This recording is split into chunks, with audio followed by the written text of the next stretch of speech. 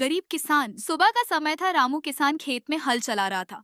तभी उसका बेटा मुन्ना पानी लेकर आता है। बाबा, आप दिन भर धूप में काम करते हो, थोड़ा आराम कर लो।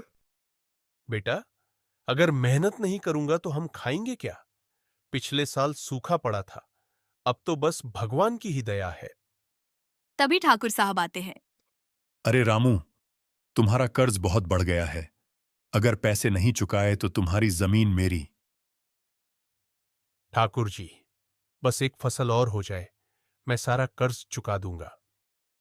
ये तुम हर साल कहते हो। अगर अगले महीने तक पैसे नहीं दिए तो जमीन मेरी समझो। ठाकुर साहब गुस्से में चले जाते हैं। मुन्ना उदास हो जाता है। रामू किसान सरपंच जी के पास मदद मांगने जाता है। रामू थोड़ी ही देर में सरपंच के घर पहुंच जाता है। रामू सरपंच से कहता है। हम जैसे गरीब किसानों का क्या होगा? सूखा, बीमारी और कर्ज ने हमें मार दिया है। तभी सरपंच जी बोलते हैं। रामू, सरकार की एक योजना आई है, तुम्हारा नाम लिखवा देते हैं, तुम्हें मदद मिलेगी। सच? ये तो हमारे लिए नई उम्मीद है। रामू किसान को सरकारी मदद मिलती है। उसे बीज और खाद मुफ्त मिलते हैं। अगले साल उसकी फसल बहुत अच्छी होती है।